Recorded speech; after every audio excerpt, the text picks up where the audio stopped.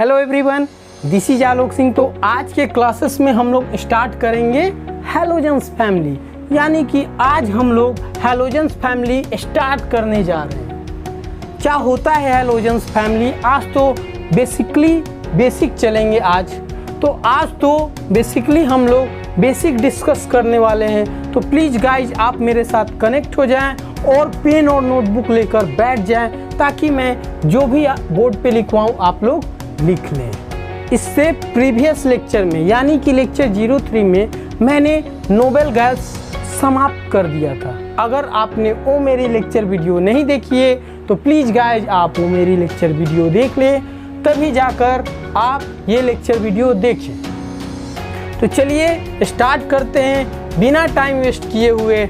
Let's start. आज basically हम group 17 element discuss करने जा रहे हैं, जो कि पी ब्लॉक एलिमेंट में आता है। और ग्रुप 17 एलिमेंट को हम लोग हैलोजेंस फैमिली बोलते हैं, ये आप लोग जानते होंगे। ग्रुप 17 तो पी ब्लॉक एलिमेंट में आता है। Group 13, group 14, group 15, group 16, group 17, group 18, ये सारे के सारे जो ग्रुप हैं वो पी ब्लॉक में आते हैं। सो डेफिनेटली आपका ग्रुप 17 पी ब्लॉक में आएगा। तो ग्रुप 17 में सबसे पहले हम लोग देखेंगे element and their states and their colour. इसमें कौन कौन से एलिमेंट होते हैं, इसके स्टेट्स क्या होते हैं, यानी कि लिक्विड होता है कि सॉलिड होता है कि गैस होता है, वगैरह वगैरह हम लोग डिस्कस करेंगे। साथ में हम लोग कलर पता करेंगे कि फ्लोरीन का कलर क्या होता है, क्लोरीन का कलर क्या होता है, ब्रोमीन का कलर क्या होता है, आयोडीन का क्या होता है और एस्टेटाइन का क्या होता है। ये सारे के सारे पहले हम लोग डिस्कस करेंगे और उसके बाद चलेंगे हम लोग पीरियोडिक प्रॉपर्टीज में। इसका पीरियोडिक प्रॉपर्टीज समझेंगे। तो चलिए सबसे पहले हम लोग जानते हैं ग्रुप 17 एलिमेंट में आप लोगों को कौन कौन से मेंबर होते हैं ग्रुप 17 एलिमेंट में, ये पहले जान लेते हैं। आप लोग तो जानते ही होंगे, बट जो नहीं जानता वो देख ले ग्रुप 17 एलिमेंट में कौन कौन से मेंबर होते हैं। तो पहला मेंबर होता है फ्लोरीन, सेकेंड मेंबर होता है chlorine, third member bromine, fourth member iodine, fifth member astatine. ठीक है, फ्लोरीन, क्लोरीन, ब्रोमीन, आयोडीन और एस्टेटाइन, ये होता है ग्रुप 17 एलिमेंट का मेंबर। ये सारे के सारे ग्रुप 17 एलिमेंट के मेंबर हैं। यानी समझते हैं ना, कोई फैमिली में कौन कौन से सदस्य रहते हैं, तो वो ये सदस्य रहते हैं ग्रुप 17 एलिमेंट में। फ्लोरीन, क्लोरीन, ब्रोमीन, आयोडीन और एस्टेटाइन रहते हैं। समझ गए? अब रहा बात, इसमें समझते हैं कि इसका जनरलाइज्ड इलेक्ट्रॉनिक कॉन्फ़िगरेशन क्या होता है। तो जनरलाइज्ड इलेक्ट्रॉनिक कॉन्फ़िगरेशन समझ लें। इसका जनरलाइज्ड इलेक्ट्रॉनिक कॉन्फ़िगरेशन NH2 और NP5 होता है। ठीक है, इसका जनरलाइज्ड इलेक्ट्रॉनिक कॉन्फ़िगरेशन क्या होता है? NH2 NP5, वेयर n बराबर आप लोग जानते हैं क्या होता है? n बराबर प्रिंसिपल क्वांटम नंबर या प्रिंसिपल क्वांटम नंबर बोलो या पीरियड बोलो। ठीक है, period in the sense of, जैसे कि मान लो तुमको फ्लोरीन पता करना है कि कौन से पीरियड का है, तो आप लोग इससे पता कर सकते हैं। तो जैसे कि मैं बताता हूँ, फ्लोरीन का एटॉमिक नंबर आप लोग जानते हैं। फ्लोरीन का एटॉमिक नंबर कितना होता है? 9 होता है। तो 9 का इलेक्ट्रॉनिक कॉन्फ़िगरेशन लिखिए, क्या होगा? 1s2 2s2 2p5, यही ना होगा? तो इसका देखिए n क्या आ रहा है? n 2 आ रहा है। डैट्स वाई ये सेकेंड पीरियड में आएगा। आप लोग पीरियोडिक टेबल में जाकर चेक कीजिएगा, आपको ये सेकेंड पीरियड में मिलेगा। ऐसे हम लोग पता करते, जैसे कि ये देखिए 2 दिखा, तो यानी n बराबर क्या होता है? पीरियड। तो कौन से पीरियड में आएगा? तो सेकेंड पीरियड में आएगा। इसी तरह क्लोरीन आप लोग पता कर सकते हैं। क्लोरीन के लास्ट में देखिएगा 3 आएगा, यहाँ पे n प्रिंसिपल क्वांटम नंबर, यानी कि n पीरियड क्या आएगा? 3 आएगा, 3p5। ठीक, तो 3 मीन्स क्या समझ में आएगा कि ये थर्ड पीरियड का मेंबर है। इसी तरह ये फोर्थ पीरियड, ये फिफ्थ पीरियड, ये सिक्स्थ पीरियड का मेंबर है, यानी सिक्स्थ पीरियड में आता है। पीरियड कितने होते हैं पीरियोडिक टेबल में? 7 होते हैं। और ग्रुप कितने होते हैं? 18 होते हैं। ये तो आप लोग जानते होंगे। ठीक है, एन समझ गए, एन कैसे पता करते हैं पता चल गया आप लोगों को। Generalised electronic configuration. अब बताइए इसका वैलेंस इलेक्ट्रॉन कितना होगा। वैलेंस इलेक्ट्रॉन, वैलेंस इलेक्ट्रॉन बताए तो कितना वैलेंस इलेक्ट्रॉन है, 5 2 7, 7 वैलेंस इलेक्ट्रॉन है। अब रहा बात इसका वैलेंसी पता कीजिए। वैलेंसी समझते हैं ना, व्हाट इज वैलेंसी। वैलेंसी उसको बोलते हैं कि इसको ऑक्टेट पूरा करने के लिए कितना इलेक्ट्रॉन की आवश्यकता है, उसी को वैलेंसी बोलते हैं। तो इसको ऑक्टेट पूरा करने के लिए कितना आवश्यकता है इलेक्ट्रॉन को, 1 7 तो 8 हो जाएगा। दैट्स वाई वैलेंसी इसका क्या होगा, 1। ऐसे वैलेंसी पता करते हैं, समझ गए। वैलेंस इलेक्ट्रॉन कितना होगा, 7। वैलेंसी क्या होगा, 1। जनरलाइज्ड इलेक्ट्रॉनिक कॉन्फ़िगरेशन होगा NH2NP5। अब रहा बात इसको याद करे तो करे कैसे। बहुत जन को याद नहीं होता है कि फ्लोरो के बाद क्या आता है, क्लोरो आता है कि ब्रोमो आता है कि आयोडीन, ऐसे कुछ याद नहीं रहता है। तो इसका एक निमोनिक्स फॉर्म है, मतलब रटने का तरीका। रटने का तरीका ये है कि देखिए इसको क्या लिखेंगे, फिर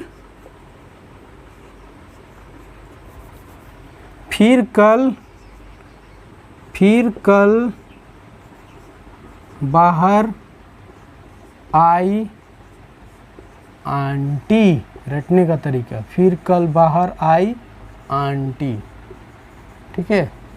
ये फिर कल बाहर आई आंटी रटने का तरीका, यही है निमोनिक्स फॉर्म, यानी फ्लोरो, क्लोरो, ब्रोमो, आयोडो और एस्टेटाइन। फ्लोरीन मीन्स फिर मीन्स फ्लोरीन, कल मीन्स क्लोरीन, बाहर मीन्स ब्रोमीन, आई मतलब आयोडीन, आंटी मीन्स एस्टेटाइन।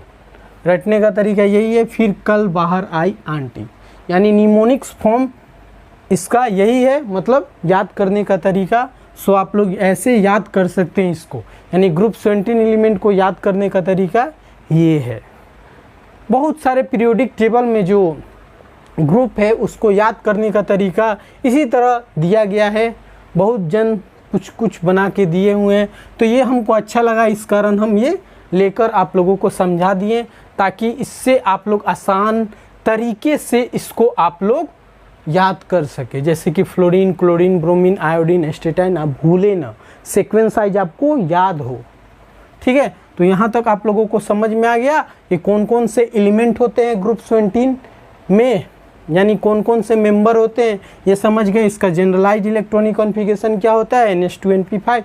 इसका वैलेंस इलेक्ट्रॉन क्या होता है, 7 होता है। इसका वैलेंसी क्या होता है, 1 होता है। और याद करने का भी तरीका मैंने बता दिया। तो बढ़ते हैं हम लोग आगे, समझते हैं इसका स्टेट और कलर। इसका स्टेट्स क्या होता है, लिक्विड होता है कि सॉलिड होता है, वगैरह वगैरह। और इसका कलर समझते हैं, तो एक टेबल तैयार करते हैं। टेबल के फॉर्म में आप लोगों को मैं समझा दूंगा, यहाँ तक आप लोग नोट डाउन कीजिए। तो इन दिस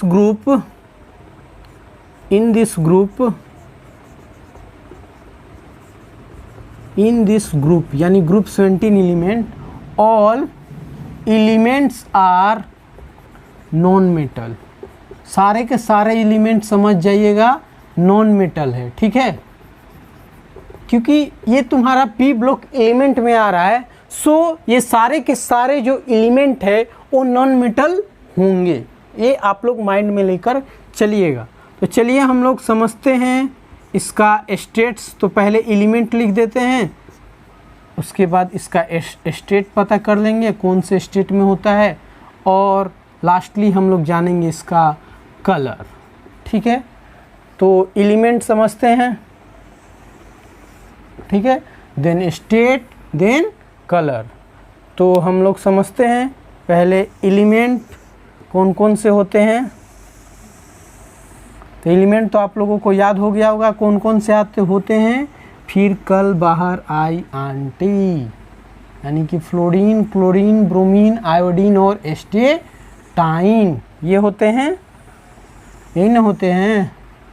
तो चलिए लिखते हैं, और आप लोग कमेंट बॉक्स में लिखिए इसका स्टेट्स और कलर कौन कौन से होते हैं। इसका मतलब फ्लोरीन का स्टेट्स क्या होता है, कलर क्या होता है, क्लोरीन का क्या होता है, ये सारे के सारे आप लोग कमेंट बॉक्स में लिख के बताइए।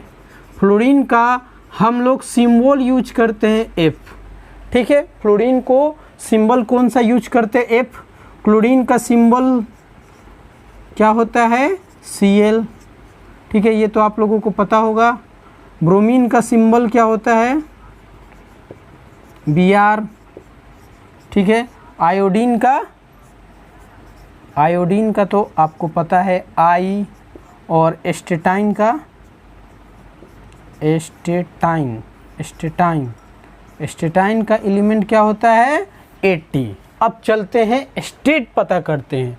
तो फ्लोरीन गैसियस फेस में होता है, यानी इसका स्टेट्स क्या होता है? गैस होता है, यानी कि फ्लोरीन गैस होता है। क्लोरीन क्या होता है? गैस होता है। ब्रोमीन जो होते हैं वो लिक्विड होते हैं, ठीक है। ब्रोमीन जो होते हैं लिक्विड होते हैं, जबकि आयोडीन तुम्हारा सॉलिड होता है, और एस्टेटाइन भी आपका सॉलिड ही होता है। एस्टेटाइन भी आपका सॉलिड होता है। याद रहे, एस्टेटाइन जो होता है वो रेडियो एक्टिव एलिमेंट होता है। आपको पता होना चाहिए एस्टेटाइन जो होता है रेडियो एक्टिव एलिमेंट होता है। तो इसको आप लोग ब्रैकेट के फॉर्म में लिख लीजिएगा कि ये आपका रेडियो एक्टिव एलिमेंट होता है। Radio active element, radio active element, ठीक है, ये आपका रेडियो एक्टिव एलिमेंट होता है एस्टेटाइन, ठीक है। अब आते हैं इसका कलर पता करते हैं। यहाँ तक आप लोग समझ लिए। फ्लोरीन जो होता है, फ्लोरीन कौन से फेस में होता है? गैसियस फेस में होता है। क्लोरीन गैसियस फेस में होता है, जबकि ब्रोमीन लिक्विड फेस में होता है। आयोडीन सॉलिड फेस में होता है, और एस्टेटाइन सॉलिड होता है। और एस्टेटाइन जो होता है रेडियो एक्टिव एलिमेंट होता है, ठीक है। यहाँ तक आप लोगों को समझ में आ गया होगा। तो समझते हैं इसका कलर। तो देखिए, ये जो होता है फ्लोरीन का कलर येलो होता है, ये आप लोगों को पता होना चाहिए। फ्लोरीन का कलर जो होता है येलो होता है, जबकि क्लोरीन का कलर येलोइश ग्रीन होता है, यानी येलो ग्रीन, ठीक है। येलो ग्रीन मतलब समझते हैं? चमकीला कलर, जो चमचम करता है, यानी कि वाइब्रेंट कलर जिसको बोलते हैं, उसी को हम लोग येलोइश ग्रीन बोलते हैं। येलोइश ग्रीन मतलब चमकीला कलर होता है, ठीक है। ब्रोमीन जो होता है ये रेडिश ब्राउन होता है, यानी रेड ब्राउन। रेड ब्राउन आप लोग पढ़े होंगे ब्रोमीन, जो कि इसका हम लोग ऑर्गेनिक केमिस्ट्री में पढ़ना है। ब्रोमीन वाटर टेस्ट एक एक्सपेरिमेंट है, उसमें आप लोगों को पता चलेगा ब्रोमीन का कलर जो होता है रेडिश ब्राउन कलर होता है, यानी रेड ब्राउन कलर होता है। जबकि आयोडीन तो आप लोग जानते होंगे, आयोडीन नमक जो खाए होंगे उसको हम लोग कलर आप लोगों को पता होगा कि वायलेट कलर होता है, ठीक है। जबकि एस्टेटाइन का कलर हम लोग अभी एस्टेटाइन का कलर होता ही नहीं है। क्यों? क्योंकि ये रेडियो एक्टिव एलिमेंट होते हैं, इस कारण इसका कलर नहीं होता है। अब समझते हैं कि ये स्टेट्स आखिर क्यों चेंज कर रहा है। ये गैस देखिए, शुरू में गैस है, फिर लिक्विड हो गया, देन सॉलिड हो गया, आखिर ये क्यों हो रहा है? तो इसका रीज़न ये है कि जैसे जैसे हम नीचे आ रहे हैं, यानी डाउन द ग्रुप जैसे जैसे आ रहे हैं, फोर्स ऑफ अट्रैक्शन इसका चेंज हो रहा है, यानी फोर्स ऑफ अट्रैक्शन चेंज हो रहा है, इस वजह से इसका स्टेट चेंज हो रहा है। जैसे जैसे हम लोग डाउन द ग्रुप आ रहे हैं तो इसका क्या हो रहा है? फोर्स ऑफ अट्रैक्शन चेंज हो रहा है। फोर्स ऑफ अट्रैक्शन चेंज हो जाने की वजह से इसका जो स्टेट है वो चेंज हो जा रहा है। तो यहाँ तक आप लोगों ने समझ लिया। और ये सारे के सारे जो एलिमेंट है वो नॉन मेटल हैं, याद रखिएगा, समझ गए। इसका कलर भी आप लोगों को याद कर लेने होंगे। इसका कलर येलो होता है फ्लोरीन का, जबकि क्लोरीन का कलर येलो ग्रीन होता है, मीन्स चमकीला कलर। ब्रोमीन का जो कलर होता है रेडिश ब्राउन कलर होता है। ये हमको पढ़ना है ब्रोमीन वाटर टेस्ट में, ये हम लोग पढ़ेंगे। जब ऑर्गेनिक में पढ़ाऊँगा उस टाइम आपको ये डिस्कस करूँगा। ब्रोमीन वाटर टेस्ट में हमको पढ़ना है इसको, आयोडीन को, सॉरी ब्रोमीन को, ठीक है। आयोडीन का कलर क्या होता है? वायलेट होता है, ठीक है। जबकि एस्टेटाइन का कलर होता ही नहीं है। क्यों? क्योंकि ये रेडियो एक्टिव एलिमेंट है, दैट्स वाई इसका कलर नहीं होता है। चलिए, तो यहाँ तक आप लोगों को समझ गए होंगे, यहाँ तक आप लोग। तो ये हम लोगों का पहला टॉपिक समाप्त हुआ। पहला टॉपिक में मैंने क्या समझाया? इसका एलिमेंट समझा दिया, इसके कौन कौन से एलिमेंट है ग्रुप 17 में, यानी कौन कौन से इसके मेंबर है, तो ये मेंबर है। देन हम लोगों ने इसका जनरलाइज्ड इलेक्ट्रॉनिक कॉन्फ़िगरेशन समझा। जनरलाइज्ड इलेक्ट्रॉनिक कॉन्फ़िगरेशन क्या आया था, NH2NP5 आया था। और इसका वैलेंस इलेक्ट्रॉन क्या आया था, तो वैलेंस इलेक्ट्रॉन इसका आया था आपका कितना आया था 7, जबकि वैलेंसी इसका क्या था 1, वैलेंसी इसका 1 था, क्योंकि इसको ऑक्टेट पूरा करने के लिए कितना इलेक्ट्रॉन की आवश्यकता है, तो 1, दैट्स वाई वैलेंसी इसका 1 हो जाएगा। वैलेंसी सब कुछ मैंने डिस्कस कर लिया। उसके बाद हम लोगों ने पता किया इसका स्टेट्स और कलर, और स्टेट क्यों चेंज हो रहा है ये भी मैंने रीजन बताया, क्यों इसका स्टेट चेंज हो रहा है। स्टेट इसलिए चेंज हो रहा है कि डाउन द ग्रुप जैसे जैसे हम लोग बढ़ रहे हैं वैसे उसका फोर्स ऑफ अट्रैक्शन चेंज हो रहा है। फोर्स ऑफ अट्रैक्शन चेंज होने की वजह से इसका स्टेट चेंज हो रहा है। और ये जो स्टेटाइन है उसका रेडियो एक्टिव एलिमेंट है, इस कारण इसका कलर नहीं होता। और ये कलर जो है आप लोगों को याद करने होंगे, ये तो डेफिनेटली याद होगा आयोडीन, क्योंकि घर में हम लोग यूज करते हैं। सो इसका तो कलर याद ही होगा, वायलेट कलर होता है।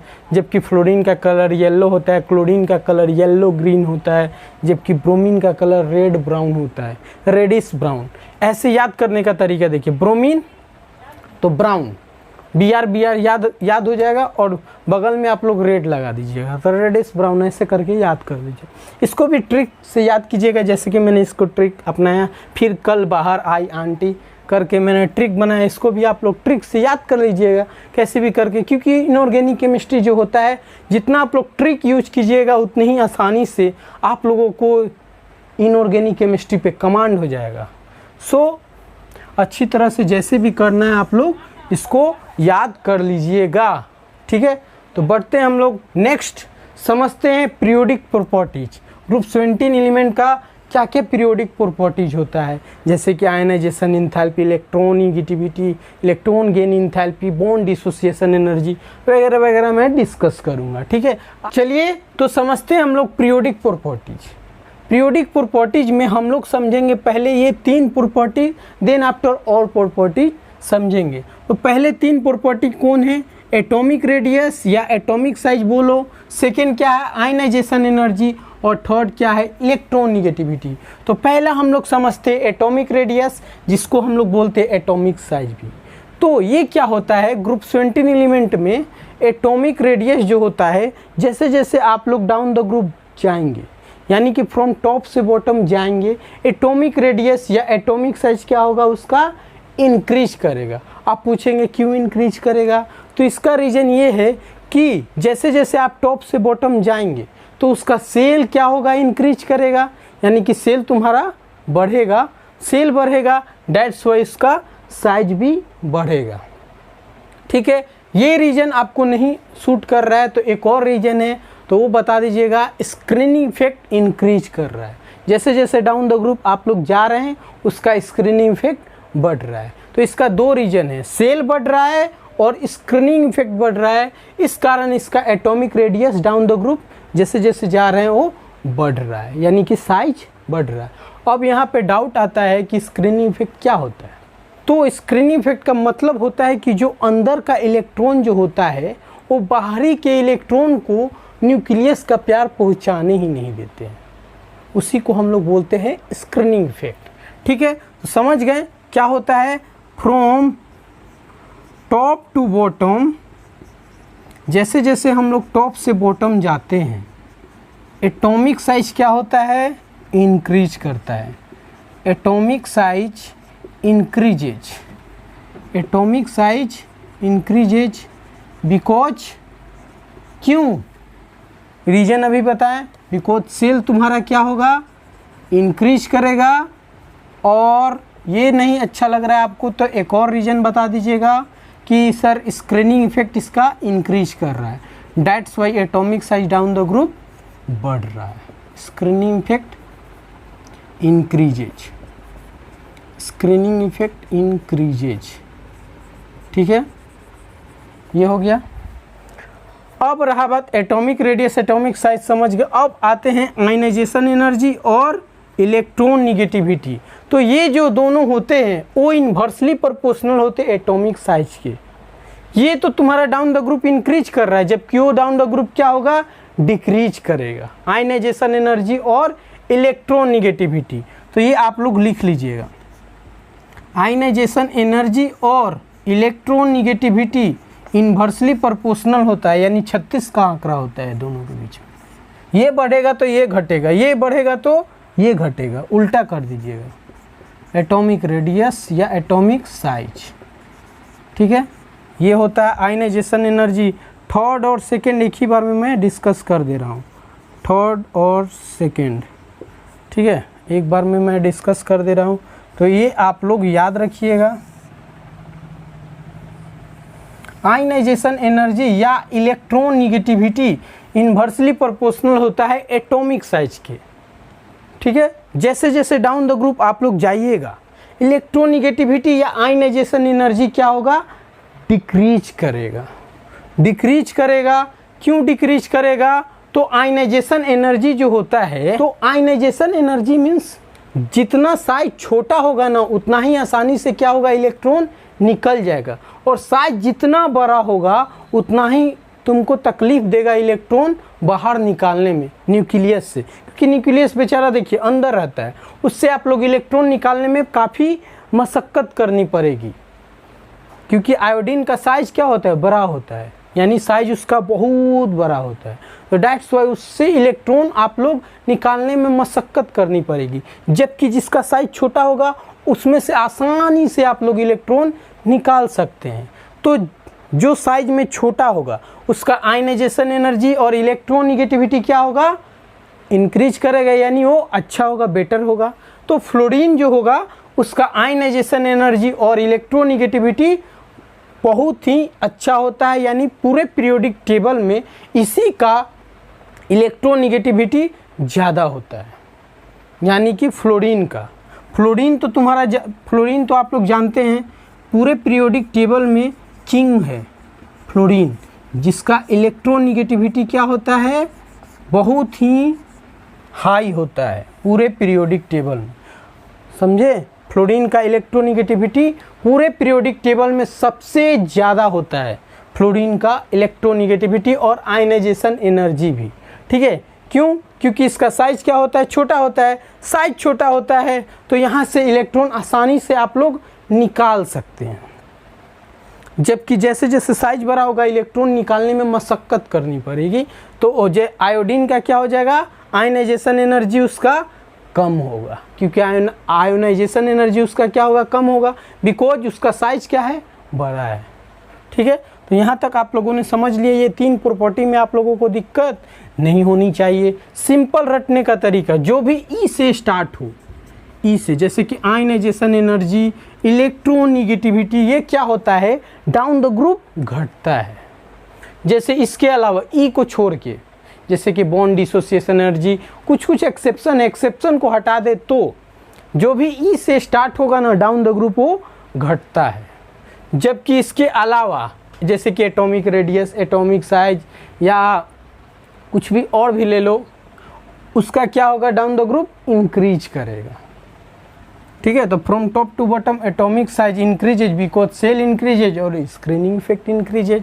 समझ गए, atomic radius, atomic size, ionisation energy और इलेक्ट्रॉन निगेटिविटी। तो इसका अगर ट्रेंड लिखना हो तो एटॉमिक रेडियस का तो ट्रेंड आप लोगों को पता है, क्या होगा, आयोडीन सबसे पहले, देन क्या होगा फ्लोरीन, आयोडीन के बाद क्या होगा, ब्रोमीन, देन क्या आएगा, क्लोरीन, देन क्या कौन आएगा, फ्लोरीन। इसका ट्रेंड ये होगा।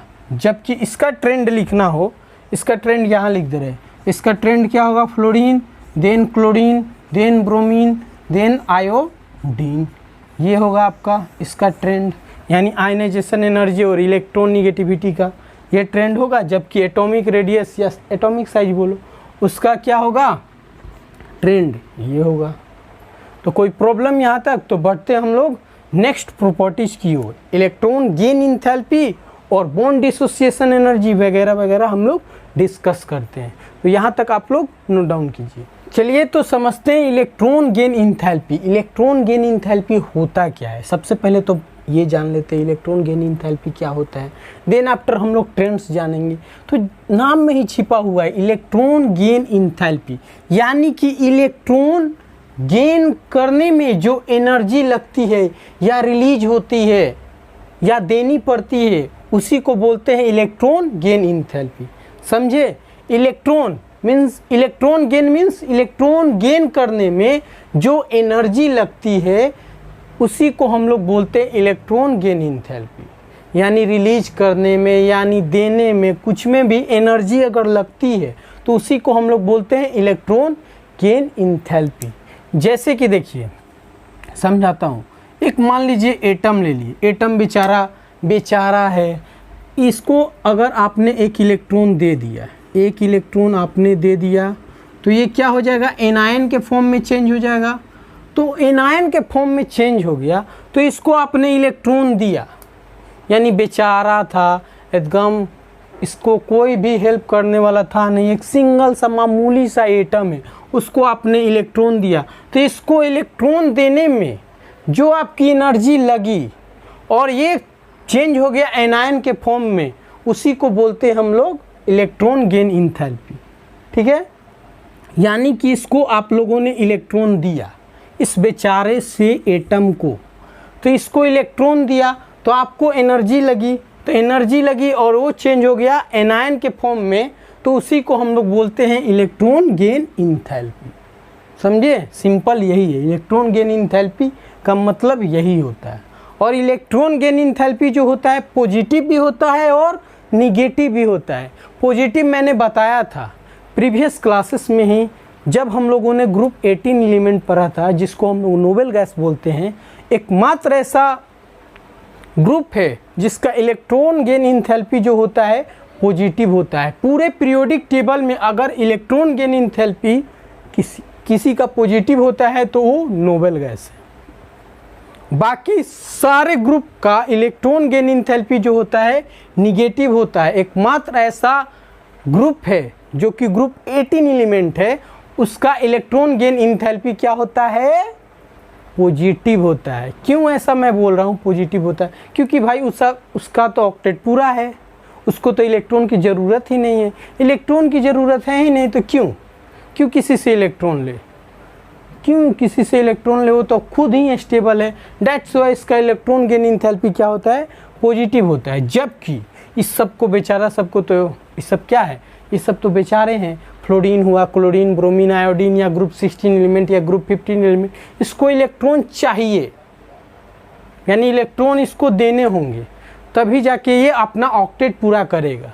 जैसे कि फ्लोरीन का एटॉमिक नंबर क्या होता है 9, बैलेंस इलेक्ट्रॉन कितना होता है 7, तो उसको ऑक्टेट पूरा करने के लिए एक इलेक्ट्रॉन तो चाहिए ही चाहिए। तो एक इलेक्ट्रॉन चाहिए, तो दैट्स वाई इसका इलेक्ट्रॉन गेन इंथैल्पी क्या होता है, निगेटिव होता है। तो इतना आप लोग माइंड में लेकर चलिए कि ग्रुप 18 एलिमेंट का, जो ग्रुप 18 का बात कर रहा हूँ नोबेल गैस का, इलेक्ट्रॉन गेन इंथैल्पी पॉजिटिव होता है पूरे पीरियोडिक टेबल में। इतना माइंड में लेकर चलिए।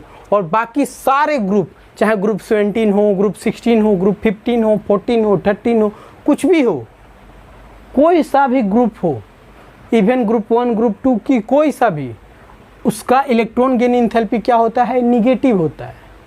क्यों ऐसा मैं बोल रहा हूँ, क्योंकि उसको तो इलेक्ट्रॉन की ज़रूरत है, इलेक्ट्रॉन की ज़रूरत है उसको ऑक्टेट पूरा करने के लिए। दैट्स वाई उसका इलेक्ट्रॉन गेन इंथैल्पी निगेटिव होता है। जबकि एकमात्र ऐसा जो पूरे पीरियोडिक टेबल में है, एकमात्र ग्रुप जो कि बोलते हैं नोबेल गैस, उसका इलेक्ट्रॉन गेन इंथैल्पी क्या होता है, पॉजिटिव होता है। बस यही है इलेक्ट्रॉन गेन इंथैल्पी।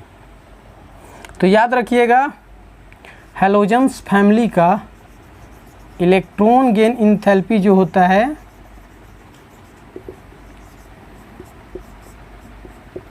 पॉजिटिव होता है, सॉरी निगेटिव होता है। जबकि ओनली ग्रुप 18 एलिमेंट जिसको हम लोग बोलते हैं noble gas, inert gas, rare gas, group 18 element जिसको हम लोग नोबेल गैस अभी फ़िलहाल लिख दे रहा हूँ, इससे ऐसे इसका बहुत सारा नाम है। नोबेल गैस बोलते हैं, रेयर गैस बोलते हैं, इनर्ट गैस बोलते हैं। तो ओनली ग्रुप 18 एलिमेंट जिसका इलेक्ट्रॉन गेन इंथैल्पी क्या होता है, निगेटिव होता है। ये पूरा एकदम राजा है, सॉरी इलेक्ट्रॉन गेन इंथैल्पी क्या होता है, पॉजिटिव होता है। इसको इलेक्ट्रॉन की ज़रूरत ही नहीं है, इलेक्ट्रॉन से ये नफरत करता है। बोलता है हमको इलेक्ट्रॉन चाहिए ही चाहिए नहीं, आप लोग चाहिए ही, भले इसको इलेक्ट्रॉन चाहिए ही नहीं, इलेक्ट्रॉन से ये नफरत करता है। ठीक है, तो ये पॉइंट आप लोग दोनों नोट कर लीजिएगा।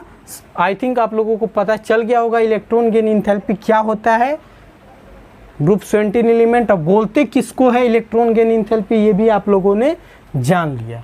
तो बढ़ते हैं हम लोग नेक्स्ट, समझते हैं बॉन्ड डिसोसिएशन एनर्जी, और एक और प्रॉपर्टी है वो भी समझ लेते हैं और आज के क्लासेस को समाप्त करते हैं। तो यहाँ तक आप लोग नोट डाउन कीजिए, और जो मैंने बातें बोली है वो आप लोग ध्यान में रखिए, ताकि आप लोगों को कोई पूछे कि इलेक्ट्रॉन गेन एंथैल्पी इसका निगेटिव क्यों होता है, इसका पॉजिटिव क्यों होता है, तो आप लोग बताएं। और रहा बात इसका, अभी ऑर्डर हम लोगों को प्रिडिक्ट करने होंगे, तो ऑर्डर याद रखिएगा, इसका ऑर्डर होता है क्लोरीन सबसे आगे होता है, then fluorine, then bromine, then iodine. ठीक है, ये इसका ट्रेंड्स होता है। इलेक्ट्रॉन गेन एंथैल्पी का अगर ट्रेंड्स पूछेगा, trends of electron gain enthalpy, तो ये ट्रेंड्स होता है, क्लोरीन आगे होता है फ्लोरीन से, ये याद रखिएगा, ये एक्सेप्शन है। फ्लोरीन आगे होना चाहिए बट क्लोरीन यहाँ पे आगे होता है। अब इसका रीजन मैं बताऊंगा, पहले यहाँ तक आप लोग नोट डाउन कीजिए। ठीक है, चलिए तो समझते हैं आखिर क्लोरीन फ्लोरीन से ज़्यादा निगेटिव क्यों है, समझते हैं। यहाँ पे क्वेश्चन बहुत ही अच्छा पूछा है, why is it more negative for chlorine than fluorine. तो इसका रीज़न ये है कि जो एफ एटम होता है बहुत ही स्मॉल होता है, पता है आप लोगों को, उसका सेल क्या होता है, बहुत ही छोटा होता है, उसमें स्क्रीनिंग इफेक्ट क्या होता है, कम लगते हैं। डैट्स वाई एफ एटम जो होता है बहुत ही स्मॉल होता है। तो जो इनकमिंग इलेक्ट्रॉन जो होते हैं वो फेस करते हैं वेरी हाई इलेक्ट्रॉन रिपल्सन। जो इनकमिंग इलेक्ट्रॉन, जो आने वाले जो इलेक्ट्रॉन हैं वो फेस करते हैं बहुत ही हाई इलेक्ट्रॉन रिपल्सन, जिसकी वजह से ये जो होता है कम निगेटिव होता है इन कंपेरिजन टू क्लोरीन। जबकि देखिए इसमें भी रिपल्सन एग्जिस्ट होता है क्लोरीन में, बट इसका साइज बड़ा लार्ज होने के कारण ये तुम्हारा लेस इफेक्टिव हो जाता है, क्योंकि इसका साइज क्या होता है, बड़ा होता है, इस कारण ये तुम्हारा लेस इफेक्टिव हो जाता है। उसमें उतना तुम्हारा क्या होता है, इलेक्ट्रॉन रिपल्सन होता है, बट उतना भी नहीं होता है कि इनकमिंग इलेक्ट्रॉन ना आए। जबकि उसमें इलेक्ट्रॉन, जो इनकमिंग इलेक्ट्रॉन है उसको आने में तकलीफ होती है, क्यों, क्योंकि उसका साइज पहले से ही छोटा है। जबकि क्लोरीन में वैसा होता है, मानते हैं, बट इसका साइज बड़ा हो जाने के कारण यहाँ से जो इनकमिंग इलेक्ट्रॉन है वो आसानी से आ जाता है। तो यहाँ पे आप लोग अगर ऑर्डर पूछेगा इलेक्ट्रॉन गेन एंथैल्पी का, तो ऑर्डर यही होगा, क्लोरीन आगे होगा फ्लोरीन से। क्लोरीन का निगेटिव जो होगा, क्लोरीन का जो इलेक्ट्रॉन गेन एंथैल्पी होता है वो ज़्यादा होता है फ्लोरीन की तुलना में। तो ये आप लोग ऑर्डर याद रखिएगा इलेक्ट्रॉन गेन एंथैल्पी का। ठीक, चलिए समझते हैं बाइनरी एसिड। बाइनरी एसिड होता क्या है, तो ये एक ऐसा एसिड है जिसमें दो एटम मिलके क्या बनाते हैं, एसिड बनाते हैं, उसे हम लोग बाइनरी एसिड बोलते हैं। जैसे कि देखिए एक एटम मान लो हाइड्रोजन ले लिए और एक एटम ले लिए फ्लोरीन, तो हो गया, यानी दो एटम से मिलके बना है एसिड, उसी को बोलते हैं बाइनरी एसिड। तो HF हो गया, इसी तरह मैंने HCl ले लिया, इसी तरह HBr ले लिया और HI ले लिया। और स्टेटाइन नहीं लेते हैं क्योंकि वो रेडियो एक्टिव एलिमेंट होता है, उसको हम लोग नहीं लेते हैं। ठीक है, तो आपसे यहाँ पे अब एक क्वेश्चन आता है, बार बार बोर्ड में क्वेश्चन पूछता है कि इसका आप लोग एसिडिक स्ट्रेंथ का ऑर्डर आप लोग बताइए। तो इसका एसिडिक स्ट्रेंथ का ऑर्डर आप लोग बताइए, तो आप लोगों को पता होगा तो बता सकते हैं, ऑर्डर भी बताइए और साथ में रीजन, क्या रीजन है ये भी आप लोगों को बताने होंगे, तब आप लोगों को कंसेप्ट क्लियर होगा। चलिए तो रीजन बताइए, पहले अब तो ऑर्डर बताइए। तो ऑर्डर होता है HI पहले होता है, देन HBr, यानी HI स्ट्रॉन्ग एसिड होता है, then HBr, then HCl, then HF। ये ऑर्डर होता है एसिडिक स्ट्रेंथ का। अब ये क्यों होता है, तो इसका रीज़न ये है कि आयोडीन का जो साइज होता है बहुत ही बड़ा होता है, ठीक है, बहुत ही बड़ा होता है, यानी कि उसका बॉन्ड जो होता है बहुत ही बड़ा होता है। बॉन्ड बड़ा हो जाने की वजह से उसको ब्रेक करना आसान है, यानी कि देखिए ये बॉन्ड आपका बड़ा है, इसको आप लोग ब्रेक कीजिएगा तो ये आसानी से टूट जाएगा। जबकि एक छोटा सा, मान लीजिए छोटा सा ये ढक्कन ले लिए, ठीक है, इसको आप लोग तोड़ पाएंगे? कभी भी नहीं, इसको आप लोग तोड़ नहीं पाएंगे, क्योंकि इसका साइज़ क्या है, छोटा है। तो साइज़ छोटा है तो इसको आप लोग तोड़ नहीं सकते हैं, ठीक है। और जो साइज़ बड़ा होता है उसको आसानी से आप लोग तोड़ सकते हैं। तो आयोडीन वाला H और I, ठीक है, इसमें बॉन्ड जो होगा बहुत ही बड़ा होगा, ठीक है, यानी क्योंकि साइज इसका बड़ा है तो आसानी से ये ब्रेक हो जाएगा। और एसिड का मतलब क्या होता है, एसिड जो आसानी से H+ रिलीज हो जाए। तो यहाँ से आसानी से H+ रिलीज हो जाएगा कि नहीं, क्योंकि यहाँ से देखिए बॉन्ड आसानी से ब्रेक कर जाएगा, बॉन्ड आसानी से ब्रेक करेगा तो H+ आसानी से रिलीज हो जाएगा। डेट्स वाई ये जो होता है इसका एसिडिक स्ट्रेंथ ज़्यादा होता है in comparison to this one, this one, this one. और हाइड्रोफ्लोरिक एसिड का जो एसिडिक स्ट्रेंथ होता है बहुत ही कम होता है, क्योंकि इसका साइज जो होता है छोटा होता है। यहाँ से आसानी से आप लोग H+ रिलीज नहीं कर पाएंगे। क्यों? क्योंकि इसका साइज छोटा होता है, बॉन्ड छोटा होता है, ये टूट नहीं सकता है, तो आसानी से H+ रिलीज नहीं कर सकता है। इस कारण ये इसका एसिडिक स्ट्रेंथ कम होता है। एसिड मतलब होता ही है जो आसानी से H+ रिलीज कर दे, ठीक है। तो एसिडिक स्ट्रेंथ भी आप लोगों को समझ में आ गया। तो बाइनरी एसिड में आप लोगों को दिक्कत नहीं होनी चाहिए। ऑर्डर याद रखिएगा, ये ऑर्डर होता है। अब रहा बात बॉन्ड डिसोसिएशन एनर्जी, तो इसका एक्सेप्शन आप लोग याद रखिएगा। क्लोरीन आगे होता है, देन ब्रोमीन, देन आपका फ्लोरीन, और लास्ट में होता है आयोडीन। ये होता है इसका ऑर्डर। अगर आपसे ऑर्डर पूछे बॉन्ड डिसोसिएशन एनर्जी का तो यही आप लोग बताइएगा, order of bond dissociation energy, यही होता है बॉन्ड डिसोसिएशन एनर्जी का ऑर्डर। तो आप लोगों को मैंने 6 प्रॉपर्टी बताया, 6 प्रॉपर्टी आप लोगों को आई थिंक क्लियर हो गया होगा, माइंड में छप गया होगा। तो एक बार हम लोग रिकैप कर लेते हैं, ठीक है। तो पहला क्या था, प्रॉपर्टी एटॉमिक रेडियस या एटॉमिक साइज। एटॉमिक रेडियस और एटॉमिक साइज क्या था, जैसे जैसे हम लोग डाउन द ग्रुप जाते थे एटॉमिक रेडियस क्या हो रहा था, इंक्रीज कर रहा था। क्यों इंक्रीज कर रहा था, क्योंकि उसका सेल इंक्रीज कर रहा था या स्क्रीनिंग इफेक्ट इंक्रीज कर रहा था, 2 रीजन था, ठीक है। एटॉमिक रेडियस हम लोग समझ गए। देन आए थे आयनाइजेशन एनर्जी और इलेक्ट्रोनिगेटिविटी। तो आयनाइजेशन एनर्जी और इलेक्ट्रोनिगेटिविटी मैंने क्या बोला कि वो इन्वर्सली प्रोपोर्शनल होता है एटॉमिक साइज के, यानी कि एटॉमिक साइज बढ़ेगा तो आयनाइजेशन एनर्जी घटेगा। जैसे जैसे डाउन द ग्रुप आप लोग जाएंगे तो उसका आयनाइजेशन एनर्जी या इलेक्ट्रॉन गेन इंथैल्पी क्या होगा, डिक्रीज करेगा। पूरे पीरियोडिक टेबल में अगर किसी का इलेक्ट्रोनिगेटिविटी ज़्यादा होता है तो फ्लोरीन का होता है। क्यों? क्योंकि फ्लोरीन जो होता है पूरे पीरियोडिक टेबल का किंग है, यानी कि उसका इलेक्ट्रोनिगेटिविटी सबसे ज़्यादा होता है। रीजन मैंने बता दिया था कि देखिए फ्लोरीन का जो होता है साइज बहुत छोटा होता है, जबकि आयोडीन का साइज बड़ा होता है। तो साइज छोटा होता है तो वहाँ से इलेक्ट्रॉन आसानी से रिलीज हो जाएगा, निकल जाएगा। दैट्स वाई उसका इलेक्ट्रोनिगेटिविटी या आयनाइजेशन एनर्जी ज़्यादा होता है, ठीक है। वो समझ गए थे। नेक्स्ट बढ़े थे हम लोग इलेक्ट्रॉन गेन इंथैल्पी। तो मैंने क्या बताया, electron gain enthalpy group 18 element यानी नोबेल गैस को छोड़ के बाकी सारे ग्रुप का इलेक्ट्रॉन गेन इंथैल्पी क्या होता है, निगेटिव होता है, एक्सेप्ट नोबेल गैस।